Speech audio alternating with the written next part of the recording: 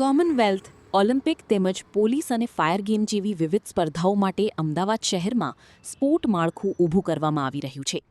અમદાવાદ મહાનગરપાલિકા દ્વારા ખર્ચાઓ કરવામાં આવી રહ્યા છે, પરંતુ સવાલ એ થાય કે ભૂતકાળમાં જે સુવિધા ઊભી કરવામાં આવી હતી તેની જાળવણીનું શું? મહાનગરપાલિકા દ્વારા ખાડિયા વોર્ડમાં તૈયાર કરેલું શ્યામજી કૃષ્ણ વર્મા સાંસ્કૃતિક, વાણિજ્યક અને રમતગમત સંકુલ બિસ્માલ સ્થિતિમાં જોવા મળી રહ્યું છે. રમતગમતને બદલે અહીંયા તો ગંદકી તેમજ દારૂની બોટલો પણ જોવા મળી રહી છે. વાત જાણે એમ છે કે કોર્પોરેશન દ્વારા 2010માં અહીં સ્પોર્ટ્સ સંકુલ તૈયાર કરવામાં આવ્યું હતું.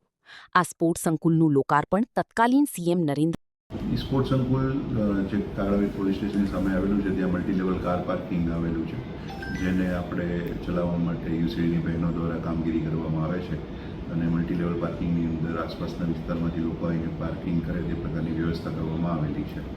હાલ જે ખુલ્લું મેદાન આવેલું છે, ખુલ્લા મેદાનની અંદર આ વર્ષના બજેટમાં એક નવું અલગ અલગ પ્રકારના સ્પોર્ટ્સ માટેનું નવું સ્પોર્ટ્સ સંકુલ બનાવવા માટેની એક રજૂઆત કરવામાં આવી છે. હયાત બિલ્ડિંગની બાજુમાં એક નવું બિલ્ડિંગ બનાવીને લોકોને વધુ સુવિધા મળી રહે તે માટેની વ્યવસ્થા કરવામાં આવશે. તો સર સ્પોર્ટ્સ સંકુલ કામગીરી ક્યારે કરવાની? એનું અત્યારે ડિઝાઇનિંગની કામગીરી ચાલુ છે. ટૂંક સમયની અંદર એનું ટેન્ડરિંગ કરવામાં આવશે. વિસ્તારમાં જે હોલ આવેલો છે તે 5 વર્ષથી બંધ છે. મરામતની કામગીરીની રજૂઆત કરવા છતાં કરવામાં આવી નથી એવો આક્ષેપ છે. શું દરિયાપુર દરવાજાની બાજુમાં આવેલા કમ્યુનિટી હોલનું સ્ટ્રક્ચર સ્ટેબિલિટી રિપોર્ટ કરાવી અને એનો એક્સપર્ટ ઓપિનિયન લેતા એ બિલ્ડિંગને નવા બનાવવા માટેની એમના તરફથી અભિપ્રાય આવેલો હતો, પરંતુ દરિયાપુર દરવાજા એક કેન્દ્રીય રક્ષિત સ્મારક હોવાને લીધે નેશનલ મોન્યુમેન્ટ ઓથોરિટીની મંજૂરી મળ્યા બાદ જ ત્યાં કંઈ પણ કામગીરી કરી શકાય એવું છે.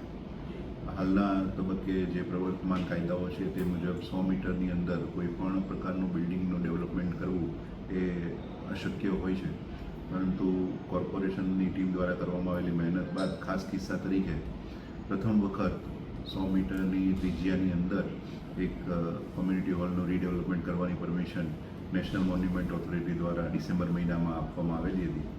ત્યારબાદ ટેન્ડર બનાવીને ટેન્ડરની જાહેરાત બહાર પાડવામાં આવી હતી ઇલેક્શન પહેલાં. જેમાં કોઈ ભાગ લીધો ન હોય, ટૂંક સમયમાં તેને રીટેન્ડર કરવામાં આવશે. ऐसे ही अन्य खबरों के लिए चैनल को सब्सक्राइब कीजिए. खबरों का नोटिफिकेशन पाने के लिए बेल आइकॉन को जरूर दबाएं.